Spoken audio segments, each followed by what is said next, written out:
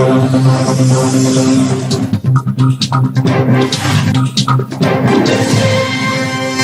शिवराज नहीं हूं जो कहे कि 16 में से 17 सीटें आएंगी। मैं शिवराज सिंह नहीं हूं, याद रखिएगा। मैं शिवराज सिंह नहीं हूं जो कह दूं कि हमारी 16 की 16 सीटें आएंगी। शिवराज जी से आप पूछेंगे वो बोलेंगे 16 में से 17 सीटें हमारी आएंगी। जी हाँ, वैसे तो मध्य प्रदेश में नगरीय निकाय एवं त्रिस्तरीय पंचायत चुनाव का दौर जारी है और इसी कड़ी में आज मध्य प्रदेश के कटनी जिले में मध्य प्रदेश के पूर्व मुख्यमंत्री और कांग्रेस प्रदेश अध्यक्ष कमलनाथ कांग्रेस उम्मीदवारों के पक्ष में रोड शो करने कटनी पहुंचे हैं। कमलनाथ के साथ राज्यसभा सांसद विवेक तनखा ने भी शिरकत की है। रोड शो के पहले उन्होंने कांग्रेस उम्मीदवारों एवं कार्यकर्ताओं को संबोधित किया। उसके बाद आयोजित प्रेस वार्ता में कमलनाथ ने पत्रकारों के सवालों का जवाब भी दिया। पूर्व मुख्यमंत्री कमलनाथ ने भारतीय जनता पार्टी पर कटाक्ष करते हुए कहा कि आज बीजेपी के पास केवल पुलिस प्रशासन और पैसा बचा है। देखा कि अभी कहीं फोन पर बात कर रहे थे, बीजेपी के पास आज केवल पुलिस पैसा और प्रशासन बचा है। मुझे भोपाल से लगातार फोन आ रहे हैं कि पुलिस ऐसा कर रही है, प्रशासन ऐसा कर रही है, एसडीएम आके ऐसा कर रही है। भाई मैं तो कहता हूं जिसको जनता विश्वास कर रही है, आपको पुलिस पैसे और प्रशासन की क्या आवश्यकता। मध्य प्रदेश की 16 नगर निगमों में से कांग्रेस कितने पर कब्जा जमा पाएगी, इस सवाल के जवाब में कमलनाथ ने कहा कि मैं शिवराज सिंह नहीं हूं जो कहें कि 16 में से 17 सीटें आएंगी। मैं शिवराज सिंह नहीं हूं, याद रखिएगा। मैं शिवराज सिंह नहीं हूं जो कह दूं कि हमारी 16 की 16 सीटें आएंगी। शिवराज जी से आप पूछेंगे वो बोलेंगे 16 में से 17 सीटें हमारी आएंगी। कांग्रेस पार्टी छोड़कर बीजेपी में जा रहे कांग्रेसी नेताओं के सवाल पर कमलनाथ ने कहा कि हम सौदे की राजनीति नहीं करते, मैं कुर्सी के लिए सौदा नहीं कर सकता। वहीं कांग्रेस में फैले असंतोष के सवाल पर जवाब देते हुए कमलनाथ ने कहा कि आज कांग्रेस में कम असंतोष है, बीजेपी में ज्यादा है। इसमें कहीं ना कहीं असंतोष की स्थिति क्यों निर्मित होती है कि आपके कांग्रेस प्रत्याशी जो पूर्व महापौर प्रत्याशी थे वो आज बीजेपी में चले गए।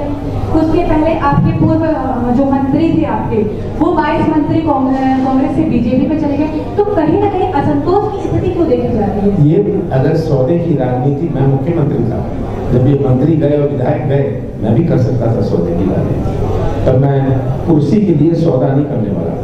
मैं मध्य प्रदेश की पहचान सौदे की राजनीति नहीं बनाना चाहता था। मैंने कहा कुर्सी जाए तो जाए, मैं सौदा नहीं करूंगा, ये करना था। साहब मैं बता दूं, मुझे तो 2 महीने से पता था ये हो रहा है। ये विधायक आके खुद ही मुझे बताते थे कि आज हमें इतना पैसा मिला है, इतना पैसा कहाँ गया है, पर मैं सौदा करने वाला नहीं था। दूसरी चीज, आप असंतोष की बात कर रहे हैं, आज कांग्रेस में कम असंतोष है, बीजेपी में ज्यादा असंतोष है। आपके पूर्व महापौर गए हैं बीजेपी में भी रिसेंटली कटनी से, मतलब लोकल भी ऐसा हो रहा है, प्रत्याशी आपके प्रत्याशी कांग्रेस प्रत्याशी में तीली चलानी वो बीजेपी में सम्मिलित हो गए। तो कहीं ना कहीं यहाँ वो कैसे गए, क्यों गए, मैं उसमें जाना नहीं चाहता। एक ऐसे नगर में जो हमारे प्रदेश के सबसे बड़े व्यापारिक नगरों में से है, जहाँ प्राकृतिक संसाधन है, पर कटनी का हाल देखकर ये आपसे छिपा नहीं। ऐसा महानगर जिसके पास इतने संसाधन हो, आज यहाँ सबको पढ़ने के लिए जबलपुर जाओ, अस्पताल के लिए जबलपुर जाओ, ये स्थिति है। आज शिवराज सिंह जी सब इससे परिचित है कि किस प्रकार की उन्होंने घोषणाएं करी हैं। तो ये हाल सबके सामने है। भ्रष्टाचार की बात हो, आज बेरोजगारी में नंबर 1, महिलाओं पर अत्याचार पर मध्य प्रदेश नंबर 1, सब अखबार पढ़ते हैं। किसानों के साथ अन्याय में नंबर 1। आज कटनी का बाजार चलता है।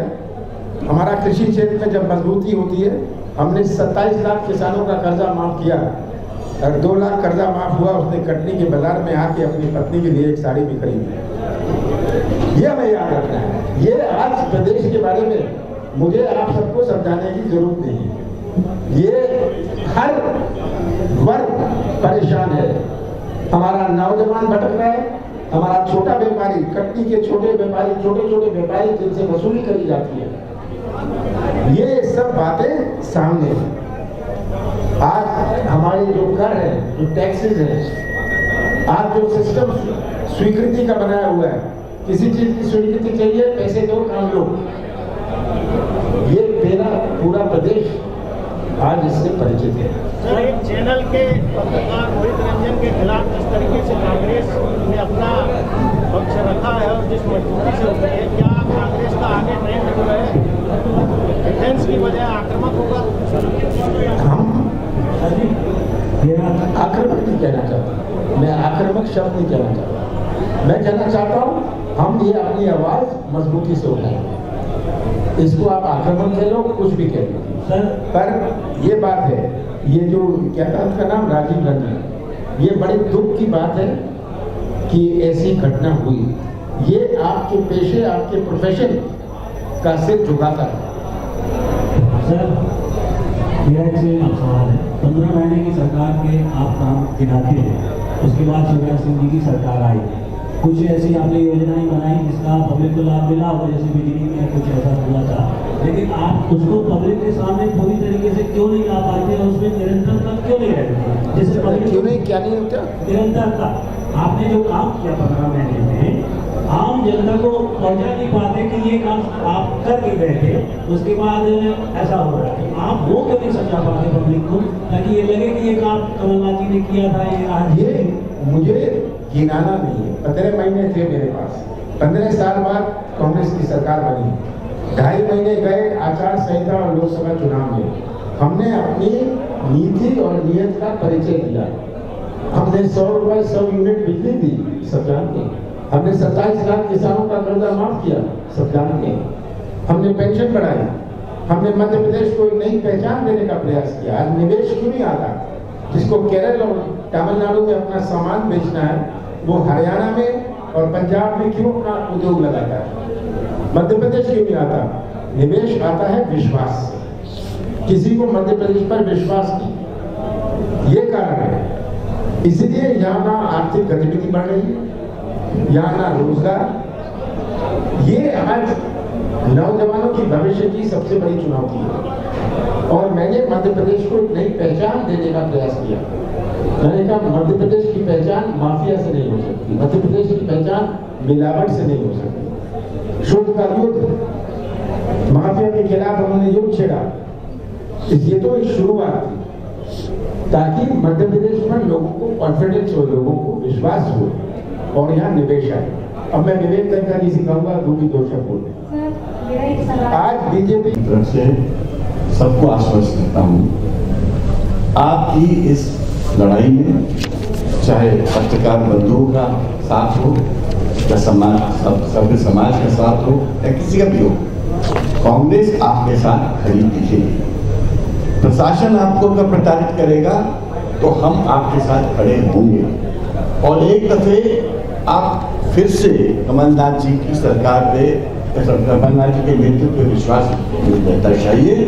एक नई ऊर्जा के साथ जो कांग्रेस का जो अब उभर रही है और जिसमें यंग लोग आ रहे हैं, नई कांग्रेस बनती जा रही है। इस नई कांग्रेस के नेतृत्व का कमलनाथ जी जब 23 में बिल्कुल बनाएंगे, तब आपको एक नई पहचान के साथ कांग्रेस दिखेगी। और मैं आपको आश्वस्त करता हूँ, जो लोग जा चुके हैं उनको हम लोग लाने में इंटरेस्टेड नहीं है। हम अपनी शक्ति खुद नए लोगों के माध्यम से और पुराने लोग जो हमारे साथ हैं हम निर्मित कर रहे हैं। और आप लोगों को बिना भयभीत के आप अपना चुनाव लड़िए। हम किसी को नहीं करने, आपके ऊपर चढ़ाई करने नहीं देंगे, क्योंकि हमको पता है कि प्रशासन अगर गलत करता है तो प्रशासन को कैसे कंट्रोल किया जाए। आप देख रहे हैं, आपको समझाने की जरूरत है मीडिया पर किस प्रकार का दबाव है। मुझे तो भोपाल में मीडिया के कई लोग आके बताते हैं और कहते हैं कि आपने 15 महीनों में हमें कभी, आप तो हमें मिलते नहीं थे, दबाव की बात छोड़िए। मैंने कहा था मैं ये टेलीविजन की राजनीति नहीं करता, मैं ये होर्डिंग और बैनर की राजनीति नहीं करता। मुझे तो प्रदेश को सही पटरी पर लाना है और आप स्वतंत्र हैं मेरी आलोचना करने में। कम से कम मेरा ध्यान आकर्षण तो होगा, सही आलोचना में क्या खराबी है। सही आलोचना करें, ये आपका दायित्व है, ये आपके प्रोफेशन का सबसे बड़ा सिद्धांत है। मैं नहीं कह रहा बनावटी आलोचना करिए, गलत आलोचना करिए, पर सही आलोचना करिए। मुझे पत्रकार आके बताते हैं, एक पत्रकार तो उसने आगे कहा कि मैंने सबसे ज्यादा खिलाफ आपके बारे में लिखा है। मैंने कहा मैं जानता हूँ लिखा है, कहते एक दफे हम मिलने आए थे, आपने मिलने से इनकार कर दिया। मैंने कहा ये नहीं कि तुम खिलाफ लिखते हो, पर इसलिए इनकार कर दिया कि मेरे पास समय नहीं था, और आप समय लेके आते मैं जरूर मिलता। मैं ये नहीं पूछता कि आप लिखते क्या। किसी कोई नहीं उंगली उठा सकता पत्रकार आप में से कि आपके ऊपर कोई दबाव कांग्रेस के कार्यकाल में रहा होगा, किसी प्रकार का दबाव या प्रलोभन कि मैंने नहीं किया। चलो, सभी लोगों को सादर धन्यवाद। इधर से भैया।